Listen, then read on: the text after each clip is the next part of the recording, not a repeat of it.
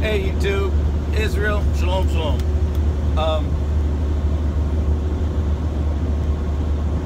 How to get out of a very large amount of your debt. Student loans are the hardest. I'll just say it right out the gate. It's just the truth.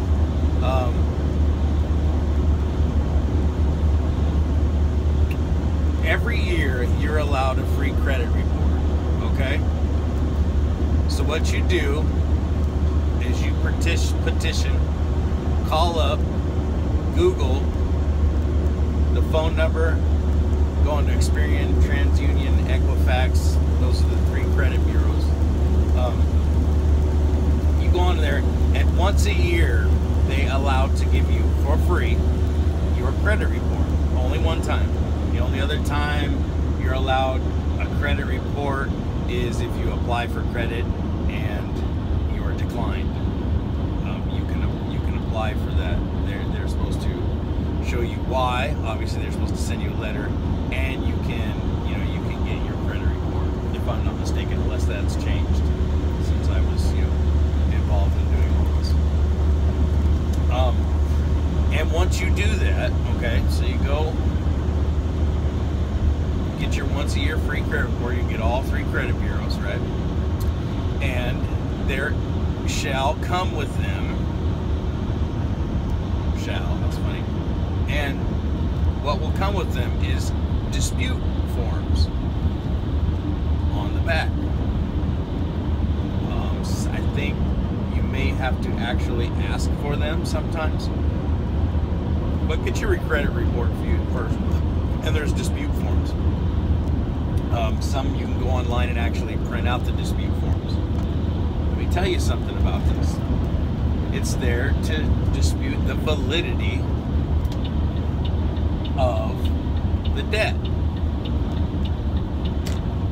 Okay, now there's some understanding you need to have with what I'm talking about, because the comprehension of what we think we're talking about and what they're doing and talking about are two different things, because they use a different language called legalese.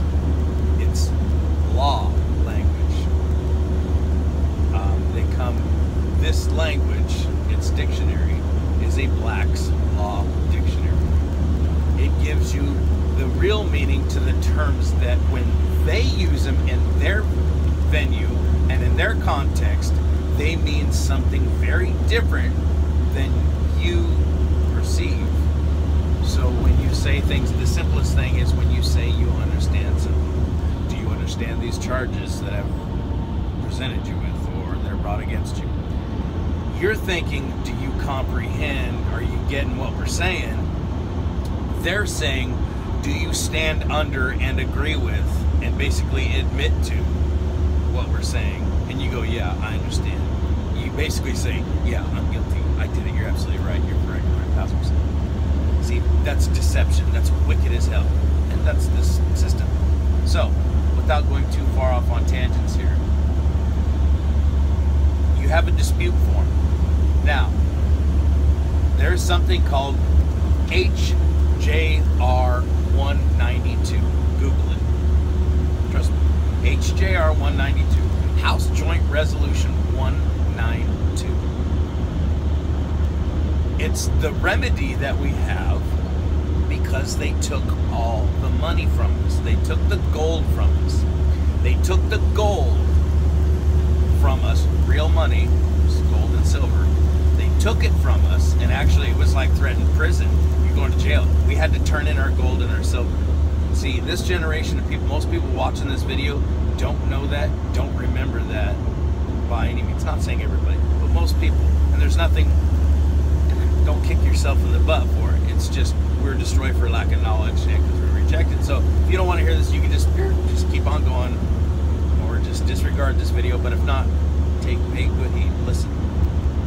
So, on this dispute form, you can dispute this debt because with HJR 192, it said that there is a remedy, right? There's a remedy because you can't pay for anything without money. Federal Reserve notes are not money. Federal Reserve notes are legal tender. Now, the Black's Law Dictionary Edition 3 goes into a great detail about this legal tender. Legal tender is, by their definition, is a promise to pay. It's an IOU, meaning one day they will make good on what they're giving you. Here's $1, and one day we'll actually give you, we promise one day, what's that's supposed to be backed by, or what it's worth, if you will, if I can use these terms. Because I mean, this video could be 2 hours long easily, and I won't be able to upload it. So, anyways, back on point. Okay, so it's an IOU. It's a promise to pay.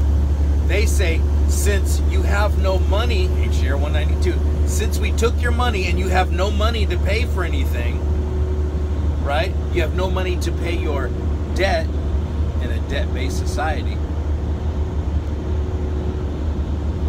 Here's the remedy, that you can discharge your debt. Now, for a lot of you, this is going to sound like crazy talk. I've done it. You can discharge debt through a closed checking account. You're saying, wait a minute, brother, come on, now you're talking silly talk. No, look in the Black's Law Dictionary, 3rd edition. A closed checking account remains open for the discharge of debt. Didn't know that. I called Bank of America. I've had conversations with them. I had an account that was closed a long time ago, and I said I would like my account number and my routing number, and I forget the other number. It's been a while since I've been in this venue, but I'm gonna kind of get myself back up on it, because I believe a lot of people need to know these things. You need to know the truth, because it'll make you free. So, and they're like, well, this is closed.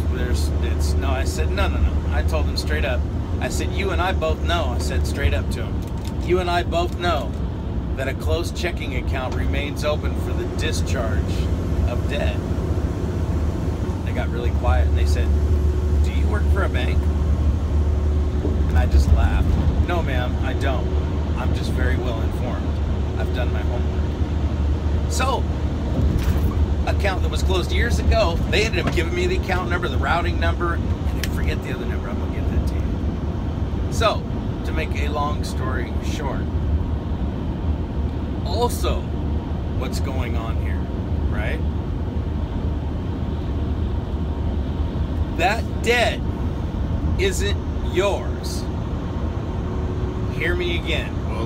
Well, Brother Daryl, I signed my name and I got it, and it's no. You're an authorized representative of the corporation Daryl Goodman. Put in your name. Like when you get your bill and it's all caps letters.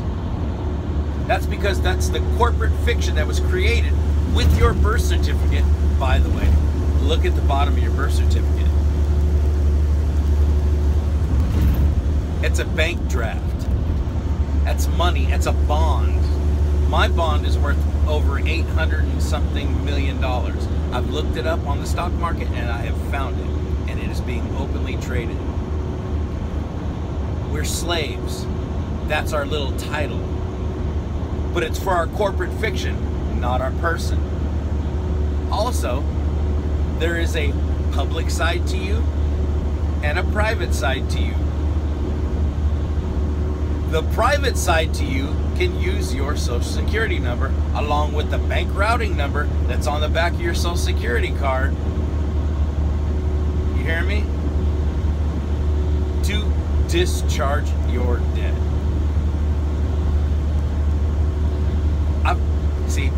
I'm not fully on the private side, and I didn't know this when I did this, but they assumed I was. I paid for my Verizon bill. I think at the time it was like $1,000. I paid for it with my Social Security number, with the routing number where my account, Social Security number is my account number, account was. And it went through, and it was paid. Done. If you do that with anything else, if they ACH it, so you got to look up these things, ACH. You understand? If they do it that way, it won't go through. They have to manually enter it. A lot of these people in the system don't know about this either. I mean, I've educated many people about this as I'm talking to them and getting them to do it. Most of them automatically only ACH because the other way it'll go through. So it went through for over a week until they figure out that I was not operating in the right personage, if you will, for lack of a better term. I was operating in the public side, Daryl Goodman, instead of the private side. No, I mean, yeah, the all caps corporation instead of the private side. Now, see also what I did, and I think I'm going to continue this once I find it. I need to get some of the information. I went halfway through it, but it's a long, drawn-out process. A lot was going on around that time, so I stopped. You send in your birth certificate to the state you were born in to get it authenticated. So they authenticate it, and they attach a document. I'll show you this once I find it. It's been away. I've moved a couple of times. It's a document that's attached to the top of your legal birth certificate that's got a stamp on it that authenticates that those signatures of those people that signed it, because it's a note. That's why there's two signatures on it, just like your dollar bill is a note. Check this out. You think I'm bullshitting you? Check it out. Look it up. You'll find a lot of naysayers and a lot of trolls out there saying, oh no, it's not true. Yeah, that's exactly what they're doing. Just like people that talk about Pastor Dow and say all these lies about him just to get you to divert you from the truth. Anyways, back on point. So, you send it in to do that, and then the next thing you do is you send it into, I always want to say Jim Carrey. It's John Kerry. Don't send it to Jim Carrey. That's crazy. Send it to John Kerry, your birth certificate, and he attaches an affidavit to it after you send him like $13. An affidavit which actually makes your birth certificate the same as the original. So you become holding your real bond,